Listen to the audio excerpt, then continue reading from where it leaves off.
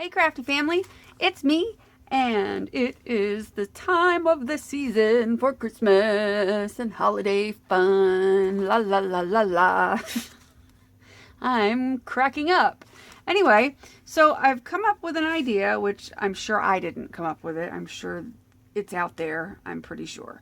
But anyway, everybody's got, like, I don't know if you do, but I save all the Christmas cards that I get, and I actually ask my clients, my cleaning clients, to save theirs for me, so that I have an abundance of cards of all different styles. And I make things out of them. And so a great way to give a gift is if somebody gives you a card this year, you can make it into an awesome little notebook and you can give it back to them next year as a present. Isn't that an awesome idea? Making little journals out of old Christmas cards, or you can keep it for yourself. Whatever you want to do, it's up to you completely. So, okay, what you're going to do is you're going to pick a card of your choosing, like, whichever one you want to make into a awesome. I would pick one that you like the cover of, because that's obviously going to be your cover. I mean, most Christmas cards are nice, so it's not like you're going to find one that's too ugly. But I mean, I guess you couldn't do this one as a cover unless you put something. You could put a picture and glue that in there. That would help a lot. You could glue something on the inside of this so that it will, a picture. You could glue like a family photo or something. That would be a good idea too. So yeah, you could basically use any card you want. I think I'm going to use a smaller one this time since I made a bigger one. I have a ton. This one, like, because it opens this way, you can obviously make it so that it opens this way. And you could do it however you want. It's very easy to do. It's obviously like making any journal. You're going to get yourself some paper. I'm using just copy paper. You can use any kind of paper you want. You can use old scrapbook paper. You can use graph paper. You can use lined paper. Anything you want. And I usually do just a little small stack. I don't make it too thick. Like, I think I use, let me count how many pages. 1, 2, 3, 4, 5, 6, 7. So I did 7 folded, so that made 14 pages. And then I added an envelope in as well, which gives a little pocket for the person using the journal. If I can get it open. Gives a little pocket, and I just covered up the front where the address was, and like on the back here where the writing is, we just cover that up with a piece of scrapbook paper or something of the sort. It's very simple. So that's what we're going to do first. We're going to take this and we're going to cover up this. Now that, and also another thing you could do is you can use another card front to cover up. Like I could take this picture here if I want to and use that to cut it out and use that to cover up that. So, I mean, it's an option. It's something you can do. But I think I'm just going to use a piece of this scrapbook paper since I have a lot of it left.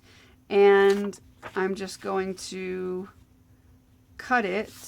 I'm going to mark it so I can cut it. I'll use this side so I can mark it so that I leave like a border around it.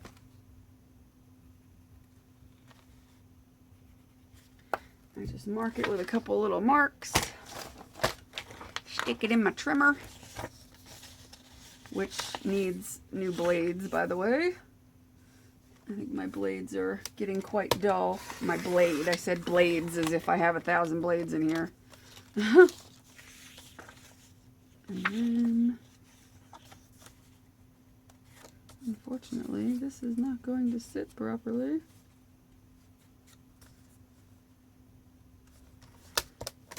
There we go. Okay, so that can be the inside here. And then I'll take some glue. I got myself some Elmer's quick dry glue to try it, and it seems to be working pretty well. It's a lot cheaper than the Scotch quick dry. It seems to work the same.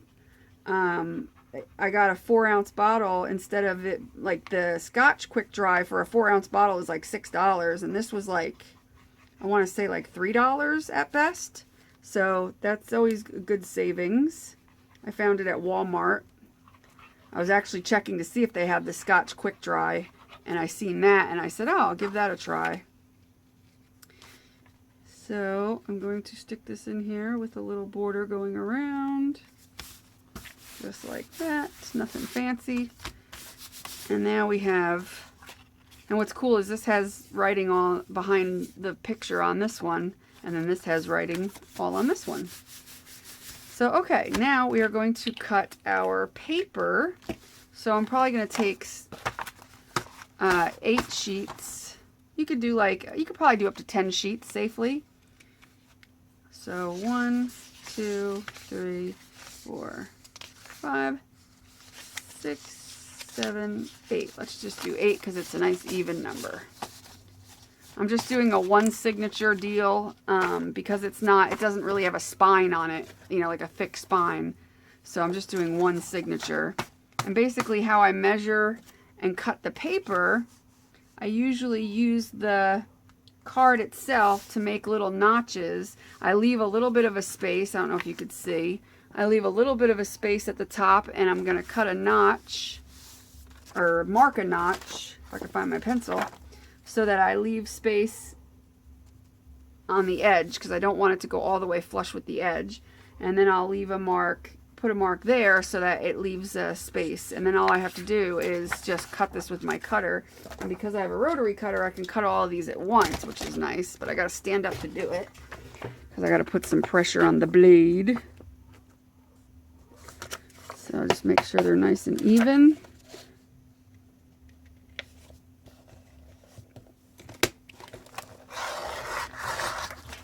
But it cuts through pretty easily. It's already cut. And I save these because I make little tiny books out of them. So I'll save these and fold them over. And then I'll stack it good again. And there's my other notch. And I will cut it.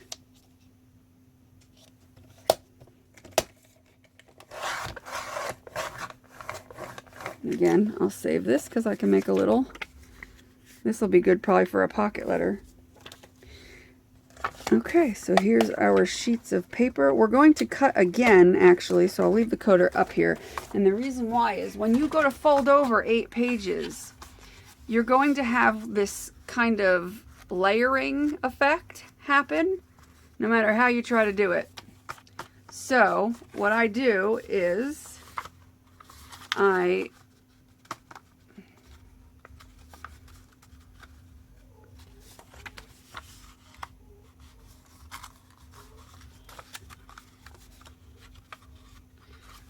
mean, I guess if you folded every single sheet at, you know, individually, maybe it would be a little better, but oops, I just folded that completely crooked. Leave it to me to do that on camera. Yay me! And it's very hard to do all these sheets and get it straight after that. I gotta stand up. Yeah. See if I did. Yeah, I did a decent job. Now to get that evened up where it's like kind of, I don't know if you're even seeing that on the camera, but I'll put it back in the cutter and just cut a hair off.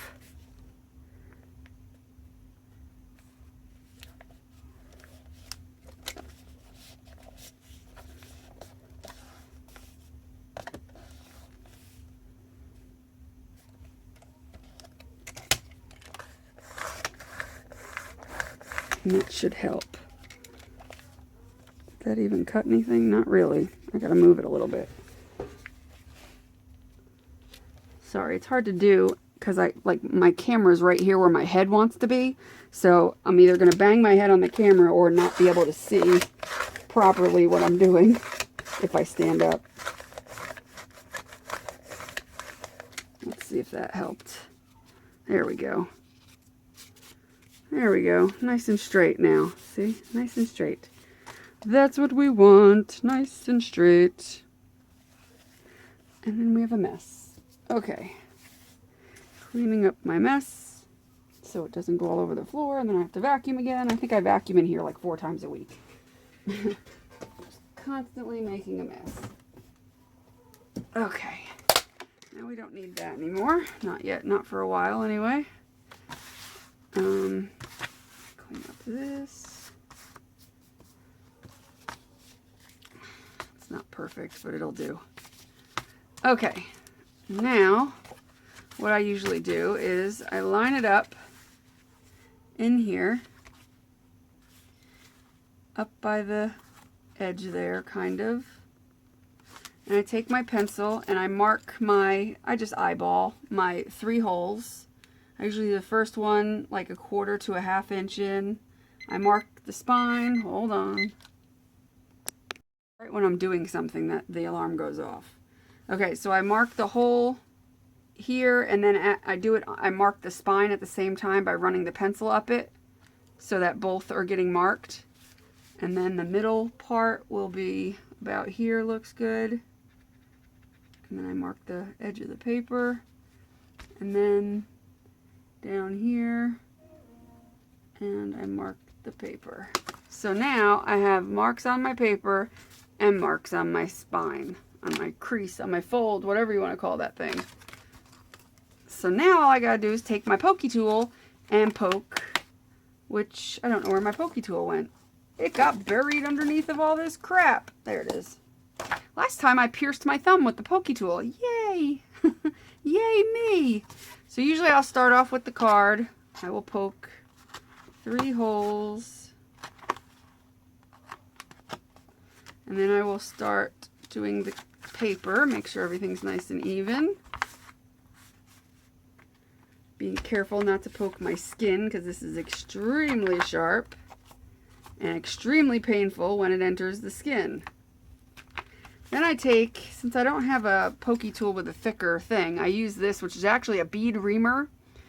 That sounds really bad, but it's for putting into a hole in a bead and making it a little bigger. Well, I use it to make my holes bigger for my paper. And I just work it through and make a nice bigger hole. And that's the process I use because I don't have an awl. Aw, I don't have an awl. I know I could get one at the hardware store or something, but every time I go there, I forget to look for one. And therefore, I don't have one. And I do the same thing for my card. And then I usually will find an envelope to put in to make pockets. So let me shut off the camera real quick and go locate an envelope because I don't have one here. I'll be right back. Okay, so I just found just a regular plain old envelope, just like one of the smaller ones. It's not business size, but it'll work fine when I fold it over. And I'm only going to be able to put a hole for the center. I mean, I could put it up here more, but I like to keep it centered, so I'm just going to center it and find my pencil, which is lost again. I'm just going to center it and mark the spine and poke a hole through the envelope. Now, to use an envelope, I'm poking it with the wrong thing, but that's okay. You're going to have to cut if you want to keep the flap of the envelope, which I do. I like to keep the flap on the envelope. You're going to have to cut a slit going up the center of it, you know, up the fold line, because you folded it in half, so that makes it easier to cut it. So what I do is I cut it, and then so that when you have it in your book and it doesn't, like, this part doesn't do this when you fold it and get in the way, I kind of shape the flap and cut to the center so that some of it is cut out, so that now when I do this, it'll fold over better. And then I'll just shape it a little more. I just mess with it until I get it. I mean, it's still going to be kind of funky shaped, but at least it looks interesting now. So I do the same thing here. I'll kind of, and I can actually match it up and do the same thing to this side by folding it over the other way. And then they'll match. So you can use the one side as a template, so you can match your envelope like so. So now they match. Cute, huh? Okay, and this I'll usually either put in the middle, or you could put it in the middle of your pages somewhere, which I'm going to do on this one. I didn't do it on the other one. So 4 pages in, I'm going to stick this between the things, even though it's going to fall down. I got to make it so that it stays in the middle some way. Well, I'll worry about it when I go to stick the string in. And then you've got your signature and your thing-a-majiggity. Isn't that cute? And then this would be your notebook. So now we just need some twine or string or something, and I'm using this, which I don't know where I put the, there it is. My desk is a disaster. Don't mind me, my desk is a disaster. What else is new? So, of course, they put this on the roll really weird. It like, I don't know what they did with this stuff. All right, so usually you want your string to be 3 times the length of your book in order to, it doesn't have to be quite that long, but about that is fine. And that's a good length to use to sew your book together. And then what I did was I made myself a needle because I don't have a needle. Let me put this back on its thing or else I will cut myself. I don't have a needle and I can't seem to find one. I've looked. One that has a big enough hole for a string like this, but still a small enough hole to go through the littler holes here. Like this one is too big on the end. It just makes a gaping hole and I don't want that. And so I made one out of wire. I took a piece of wire and I folded it over and that goes through the hole. A little bit wonky, but it goes through the hole better. And then all I have to do, so you could do that if you have some wire. This is like 20 gauge wire maybe.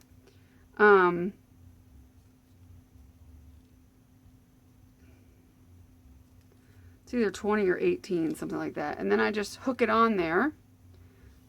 And that's my needle. Okay, so you're going to do a basic pamphlet stitch. And we're going to start from the inside.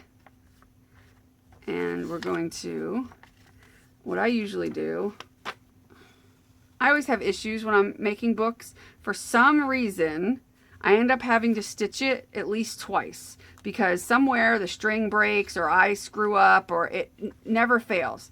Anyway, I usually take it and I will use a clip to hold this down so that it doesn't, as I'm sewing the rest of it through, this doesn't get pulled.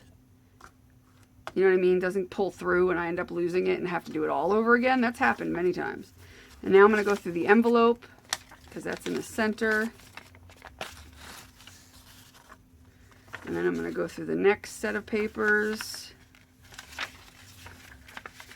Don't try to do it all at once, like go through everything at once because it usually will never work out in your favor because it just is a pain in the butt. It's better to section it off, like do your papers and then do the cover, you know, do any envelopes you have in as a separate entity because it just works better. Less frustration.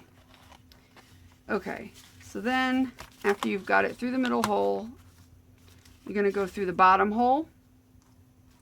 So I'm going to give myself some slack. I'm going to go through the card first. Pull that. And then I'm going to go through the first set of papers before the envelope.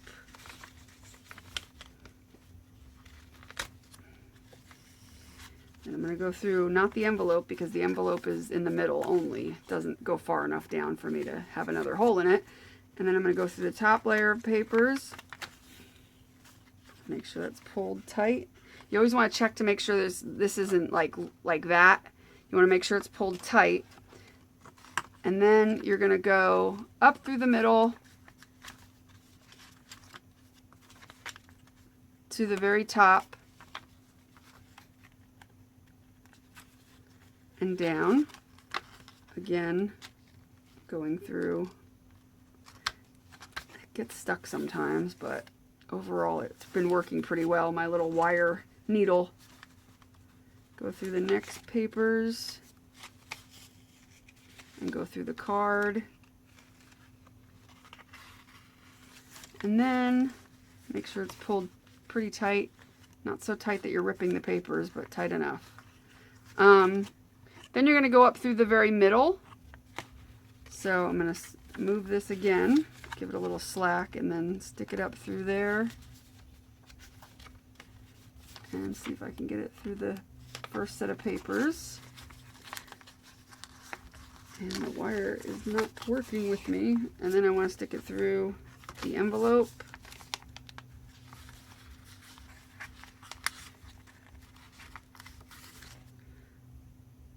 And then I want to stick it through the last set of papers.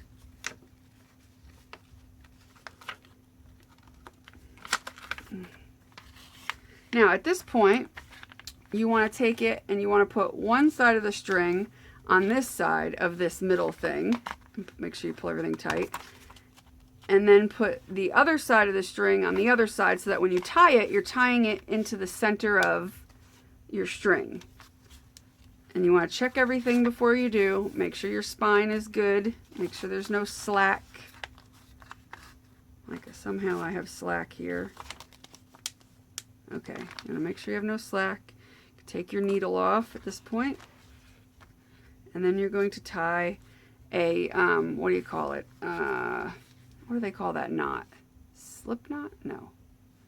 Crap, I can't think of it. Where you go right over, or left over right, and then right over left. I can't remember the name of it. Square knot? Something like that. And then you're going to snip it and leave a bit, like an 1/8 of an inch little doodad in the middle. And that's it. That's it, folks. Hopefully I did that right. Yeah, everything's lined up and even and ready to go, and I'll save that for something else. So there you go. Now you could choose to work on your cover, and you can add glitter to it if it's a, you know, this is a really pretty design. So what I might do is go and add some glitter. Like I have this glitter stuff. It's glitter decoupage glue, and what I might do, just to be silly haha and have some fun with it, is take a paintbrush. If I can get one out of my thing, and take some of this and just go over the cover to make it all sparkly and nice. How cool is that?